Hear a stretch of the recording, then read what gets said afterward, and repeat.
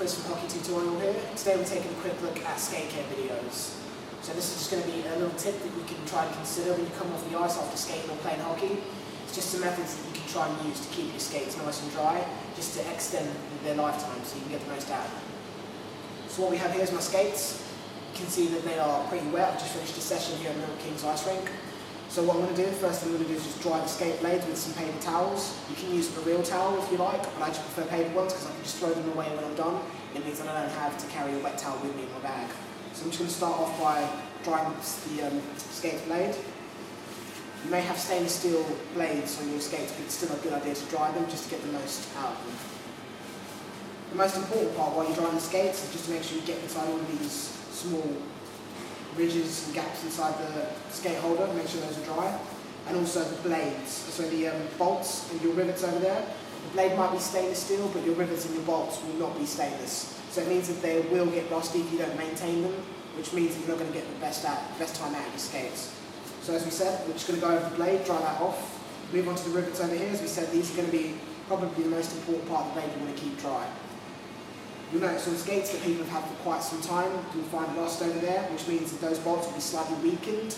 You don't want that, you want to get the most out of your skates and dry them after you're finished. So I'm just going to dry my rivets over there. You can see I'm just patting them down, make sure they're as dry as possible.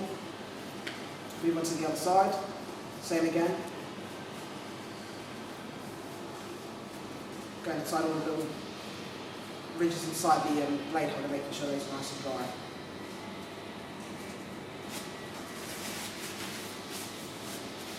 So when you feel that your rivets are dry enough, there's no condensation on them, you can see that they're nice and dry. The next part is to go inside the boot, after you've loosened your laces enough to get inside there, of course. And the next bit is to remove the footbed.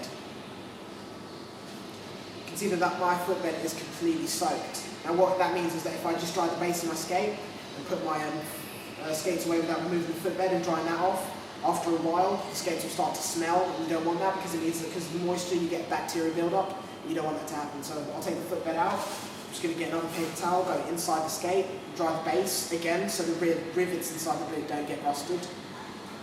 When you feel those are nice and dry, remember to open the skate out after completely drying it and leave it in an airy place to dry off. So just leave it open, somewhere nice and dry, so the skate can continue to stay like this.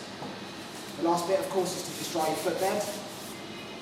I like to leave my footbed outside of the skate while it's drying, because it means that the skate can dry off completely. And when I'm ready to use it again, it'll be nice and fresh. As I've left it open, you can see that it's completely open inside there. I'm going to leave it nice and fresh to dry out and air out well, so it's ready for me to use the next time. Taking all these the precautions while you're looking after your skates just means that you get the most out of your boots when you get them. They won't smell because you'll give them a chance to air out, so there'll be no bad bacteria build up, and you'll enjoy using them.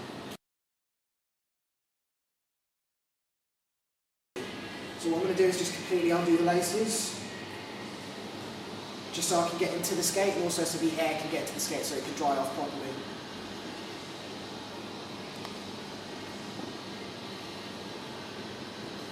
That's the kind of position that you want to leave your skate in after you finish drying it off. That just means that it can get a lot of air going through it, a lot of circulation, so it'll get dry quickly. You'll have no bad smell in there because there'll be no bacteria building up inside your skate, and you'll get the longest life out of it.